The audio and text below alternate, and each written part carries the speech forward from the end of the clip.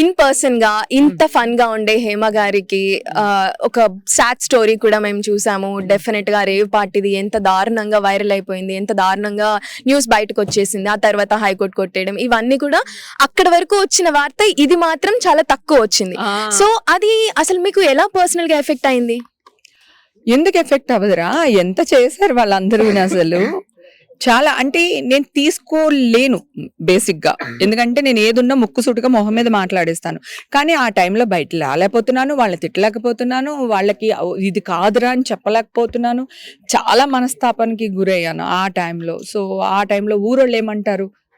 So అదే టైంలో ఒక లేడీ, ఒక ఆవిడ కష్టంలో ఉందని చూడకుండా వాళ్ళే మా అసోసియేషన్లో ఉన్న వాళ్ళే ఆడవాళ్ళు అయ్యి ఉండి వాళ్ళ బ్యాక్గ్రౌండ్ చూసుకోకుండా మన మీద బురద చల్లే ప్రయత్నం. వీళ్ళందరూ ఉద్ధరిస్తారంట మనల్ని, అలాంటి ఆడవాళ్ళ ఉద్ధరిస్తారు కదా. సో ఇలాంటి చాలా, మళ్ళీ వాళ్ళ మీద నేను కేసులు పెట్టడం జరిగింది, నోటీసులు పంపించాను. ఇప్పుడు కోర్టు చుట్టూ వాళ్ళు తిరుగుతున్నారు, నేను తిరుగుతున్నాను. సో మీడియా వాళ్ళు ఏంటంటే ఆ న్యూస్ వేశారు, ఎలాగో వచ్చింది మీకు ప్రాబ్లం లేదు వేశారు. నాకు అది కంప్లైంటే కాదు. కోర్టు కొట్టేసి క్లీన్ చిట్ ఇచ్చినప్పుడు ఎందుకు వేయలేకపోతున్నాయి ఈ ప్రముఖ ఛానల్ అనేది క్వశ్చన్.